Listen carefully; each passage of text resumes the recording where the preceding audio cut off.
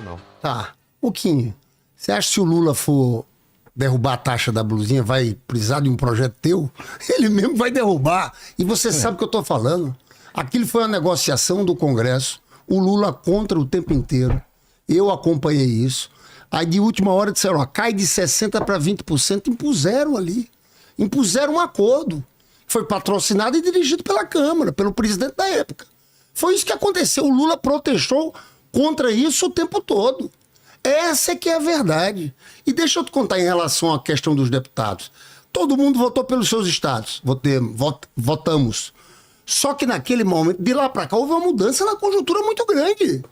O debate que está colocado no país agora é quem vai pagar a conta por essa crise que apareceu aí agora. Se são os mais ricos ou o que vocês defendem. Porque eu quero perguntar se o Kim defende tirar os pisos constitucionais de saúde e educação. Eu quero te perguntar, Kim, também, se você é a favor de desvincular o salário mínimo da Previdência, ou seja, que o aposentado pague menos, ganhe menos do que um salário mínimo. Você entende, Vilela? A discussão aqui é quem vai pagar a conta. Então, esse é o debate que está colocado para o país. E eu vejo uma reação muito grande do Congresso, sim. Porque nessa hora, ninguém quer mexer em nada. Ninguém quer abrir mão dos benefícios tributários. Desembargador não quer mexer no supersalário. Ninguém. E aí? Então, é em cima desse debate que eu te pergunto. Qual é a saída? A saída que o mercado oferece é essa.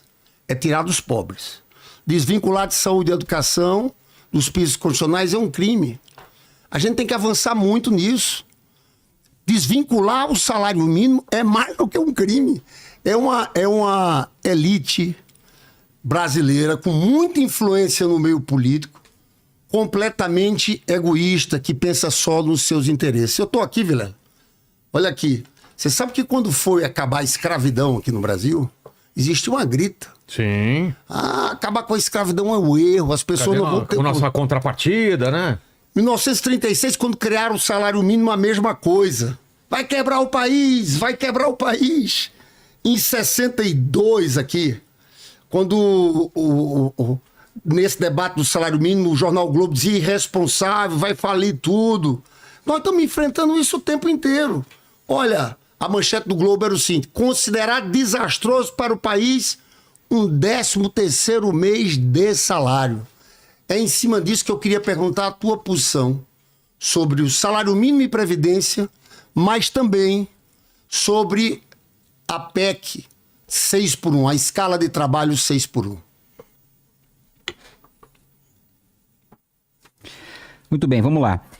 Primeiro ponto, sou sim a favor de desvincular piso de saúde e de educação. E não é para investir menos em saúde e investir menos em educação. Nenhum país europeu, Estados Unidos, Japão, nenhum deles tem piso constitucional de saúde e educação. Todos eles têm saúde e educação melhor do que o Brasil. Esse modelo institucional é um fracasso. E é um fracasso porque não dá flexibilidade para o gestor governar como ele precisa governar. Aí você está me falando, mas se não tiver piso, o político não vai investir nada, o presidente não vai investir nada, o governador, o prefeito não vai investir nada em saúde e educação. Não existe vinculação constitucional para assistência social. Não existe vinculação constitucional para Bolsa Família, por exemplo. E a assistência social foi um dos investimentos que mais aumentaram nas últimas décadas. Assim, em 10 vezes mais do que a gente via nas últimas décadas, e não tem vinculação para isso. Como é que você soluciona o problema, por exemplo, de em 2026 a gente ter mais idosos do que jovens, com piso da educação e com piso da saúde, com a realidade de 5 mil municípios diferentes, em que tem município que tem pessoas mais idosas que precisam investir mais em saúde e menos em educação porque não tem mais aluno. Essa é uma questão de governança, não é de tirar dinheiro do pobre para passar para o rico. É política pública para o pobre mudando de acordo com a prioridade do gestor. Então, sou a favor sim, não tenho nenhuma vergonha em relação a isso. Sobre PEC 6x1, eu acho até que você ia falar isso, porque eu tenho denunciado o engodo da deputada Erika Hilton há muito tempo. Porque não precisa de PEC para isso. Que a gente apresentou um PL também. É isso que eu ia falar, que acho que você estava começando a desenvolver e não falou. Mas o primeiro engodo é esse. Só o fato, e é bom que você saiba disso e que você admita isso aqui e concorde comigo, que não precisa de PEC para isso, certo? Não precisa. Não precisa. Então, só o fato de ter sido apresentado uma PEC, na minha avaliação, foi só para criar o carnaval de coletar a assinatura de 171 deputados, de precisar passar por um processo mais complexo na CCJ, aí aprova na CCJ, precisa criar uma comissão só para analisar a PEC, aí precisa de 10 sessões, aí depois precisa de 308 votos em 2 turnos nas 2 casas para daí ser aprovado. Ou seja, a deputada Erika Hilton fez isso para enganar o trabalhador. Não fez isso para acabar com a escala 6x1, porque um PL apresentado por um deputado, com a assinatura de um deputado, levado para o plenário, faria essa mudança. Agora, mudar isso só com uma lei vai fazer mudar a realidade? Não vai. A gente já tem um histórico, a PEC das domésticas. Foi dito que a PEC das domésticas garantiria os direitos das empregadas domésticas, garantiria que elas recebessem o FGTS, o 13º, teria direito à previdência.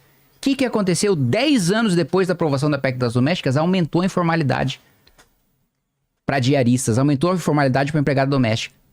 E aí na informalidade ela não tem direito nenhum. Então não é uma lei sem você fazer a economia crescer, sem você fazer o estímulo econômico, sem você baixar a tributação, que a gente já tem imposto demais para tudo. A maior carga tributária dos países emergentes, nem da América Latina. Entre todos os países em desenvolvimento, nós temos a maior carga tributária. Para rico, para pobre, para todo mundo. E aí o governo só pensa em arrecadar mais, quando já teve um aumento de arrecadação em 9% real, recorde, em 30 anos, quando a gente pega o mês de maio. E eu só quero reforçar aqui, você falou, para acabar com taxa de blusinha não precisa do Lula, que... Não, mas calma, eu tenho 5, né? Que você tá apontando meu tempo aí. Eu tô todo você tá apontando meu tempo. Tenho mais tempo ainda. Eu tô me atrapalhando nesses 3, 5 aqui. Ó, que o Lula não precisa de PL meu pra revogar a taxa de blusinha. Eu falei, ué, então revoga aí agora, faz uma medida provisória revogando. Claro. Eu vou, se quiser eu relato. Eu pego essa briga e eu duvido, Lindbergh, eu duvido que se o Lula mandar essa medida provisória, ou se você convencer o presidente Hugo Mota a pautar o meu projeto, que minha assessoria já deve estar fazendo agora, eu duvido que o plenário tem coragem de votar contra. É muita pressão popular. Como eu coloquei pra você, 88% de quem comprava. Eu comprava coisa que fazia compra online. Em site internacional, Shein, Shopee, todo mundo fazia. Assim, isso foi um dos maiores baques de popularidade do governo, e o governo insistiu sim, manteve sim, sustentou sim. Lula não vetou, não quis comprar essa briga. Se ele era tão convicto contra isso, vetasse e depois levasse a briga pro veto e deixasse aí sim o ônus pro Congresso, se o Congresso tivesse derrubado o veto, né? E para fechar, eu quero colocar o seguinte, não foi respondido também, você falou sobre teto, sobre privilégio, mas do fato do PT inteiro ter votado na legislatura passada em aumentar o teto, em aumentar o salário dos ministros do Supremo, em aumentar o salário dos deputados, em aumentar o salário dos senadores, em aumentar o salário do presidente da República, em aumentar o salário do Procurador-Geral da República. Você acha que cerca de 36 mil reais era um salário baixo? Era um salário incompatível com a função de um parlamentar? Precisava aumentar para 46 mil reais? Você que está falando do enfrentamento aos mais ricos, a elite pública também é elite, assim como a elite privada, e precisa ter seus privilégios enfrentados, inclusive a elite política. O Kim, falar e não responder pergunta é o que você está fazendo aqui comigo, que eu perguntei. Fundos exclusivos. Um milionário tem 100 milhões. Por que você votou contra essa taxação, gente? Aí você fugiu de uma outra, que é falar dos aposentados. Eu perguntei aqui muito claramente. Sou a favor. Que é a favor de desvincular? Sou a favor. Então é a favor que o aposentado ganhe menos que um salário mínimo. Veja só. O Brasil desce as desigualdades. Aí vamos lá. 800 bi de benefícios tributários. Isenções de todo tipo. Nós temos pagamento de juros, algo em torno de 900 bilhões. Então, cheio de problema no andar de cima. Qual é a proposta deles? Isentar os ricos, porque você foi contra a taxação dos fundos exclusivos. Então o cara que ganha 100 milhões, ele pode ter um dinheiro num fundo e não paga nada. E o gari tem que pagar. Aí corta de onde? Corta de saúde, de educação. A saúde e a educação brasileira tem que melhorar muito. No governo do Temer, quando fizeram o teto de gasto no governo do Bolsonaro, foi uma queda muito grande, foi uma coisa que o Lula recuperou. Então, Kim, nesse aspecto aqui, é preciso a gente saber de que lado tá. Você faz o discurso correto em relação a privilégios do funcionalismo, que eu concordo, mas parece uma defesa grande das elites brasileiras, como se pudessem ter privilégios. E os trabalhadores pagando a conta. E vão ter menos saúde e educação? Não vai ter o salário mínimo vinculado à aposentadoria? Eu acho, sinceramente, velho, é uma das propostas que mais me irritam todo. É isso. Eu já falei aqui, mas são sempre nos fóruns econômicos milionários dando essa receita.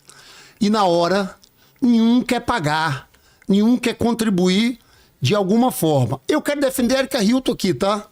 Porque a Erika Hilton é uma grande parlamentar, ela apresentou uma PEC e pode ser por projeto de lei também. A gente apresentou um essa semana. Por que ela colocou a PEC? Porque, de fato, uma PEC dá mais segurança de que você vai ter a redução da jornada de trabalho sem redução salarial. Então faz sentido apresentar uma PEC. Ela não fez aquilo para aparecer, ela está lutando e conseguiu dar uma visibilidade a essa causa grande. A bancada do PT sugeriu ao presidente Lula para o governo mandar esse PL e urgência constitucional, que em 45 dias seria votado. Porque Kim, aí você argumenta contra, porque não vai resolver com a lei. Parece os argumentos do passado. Contra a criação do salário mínimo, contra a escravidão. Porque as pessoas ficam... Gente, tem gente que passa o dia inteiro no ônibus, 2, 3 horas no ônibus, trabalhando. Se existe uma mobilização nacional em cima desse ponto. Então eu fico vendo aqui, Kim, é interessante, parece a defesa dos ricos, como na taxação dos fundos exclusivos, você tem uma posição. Aí cai tudo em cima do pobre. Cai tudo em cima do trabalhador. É essa a nossa discordância aqui. Segunda pergunta, Kim. 3 minutos para fazer a pergunta e algum comentário que queira fazer. Vamos lá, primeiro ponto, fundo exclusivo. É mentira, Lindbergh, que fundo exclusivo não pagava imposto, pagava na realização. Só na saída. Exatamente. E os outros têm um come-cota. Na saída. O que significa isso? Justamente para você. Ou seja, Você deixa tem 10 anos parado lá, você não Exato, você não paga. Se você não sacou o dinheiro, Tá. se você não pegou aquilo que o seu investimento rendeu, você não paga, porque afinal de contas não está indo pro seu patrimônio. Tá lá ainda parado, você não realizou o lucro. Tirou. E isso, Lindbergh, é assim no mundo desenvolvido todo. Não, tem cotas, no é mundo, de 6 é meses. assim no mundo desenvolvido todo. Por isso, inclusive, qual que foi o efeito prático? Qual que devia foi... ser assim para professor da rede municipal. Qual que foi... Só quando se aposentasse ele ia pagar o imposto. Tem vários... Tem uma vários... aposentadoria. Não. Tem vários investimentos, inclusive previdenciários, que a professora faz e que ela só paga na realização, né? E aqui eu não estou fazendo defesa de rico, de bilionário. O que eu estou fazendo a defesa é do Brasil, do sujeito não tirar o dinheiro daqui, que foi o que aconteceu. Porque essa tributação não tem no Paraguai, não tem no Uruguai, essa tributação não tem no Chile, e os investimentos dos fundos exclusivos foram para lá. A gente perdeu dinheiro com isso, Lindbergh. Não trouxe benefício nenhum pra gente. Verifique com o Ministério da Fazenda. Pergunte pro Haddad quanto é que foi arrecadado com isso dos fundos exclusivos. No momento que saiu a notícia, todo mundo tirou. Todo mundo deixou de fazer investimento no Brasil. Então não adiantou absolutamente nada. Outro ponto. Você falou, olha, quando o Temer colocou o teto, foi um desastre para a saúde e para a educação. Eu lembro que colocavam como a PEC do apocalipse, né? Com o teto de gastos, a mortalidade infantil diminuiu, o indicador de saúde, e o IDEB cresceu acima dos governos petistas. Então não teve desastre de saúde e de educação, não. Pelo contrário. O Haddad, quando foi ministro da Educação, teve a capacidade de quadruplicar o gasto com a educação e entregar a gente no ranking do PISA pior do que ele pegou. Ele entregou um monte de colégio técnico, um monte de universidade. E a avaliação? Quanto que o aluno está aprendendo de português, matemática, ciência? Pior no PISA do que ele pegou. Aí veio o teto de gastos e a gente cresceu no IDEB. Então qual que é a desculpa de que é a política de destruir política pública, de destruir educação, de destruir saúde? Você ter teto de gastos, alguns com um pouco mais de gasto real, alguns com um pouco menos de gasto real, com um pouco menos de gasto real, é política no mundo desenvolvido inteiro que tem saúde, educação e segurança melhor do que a nossa. E não tem o nosso arranjo fracassou, Lindbergh. Não é à toa que a gente está atrasado, que a gente ficou para trás de outros países que estavam no mesmo estado que a gente. Olha quando a gente estava 40 anos atrás, olha onde estava a Coreia do Sul estava atrás da gente. A gente ficou com esse modelo institucional fracassado e a Coreia do Sul virou o que virou.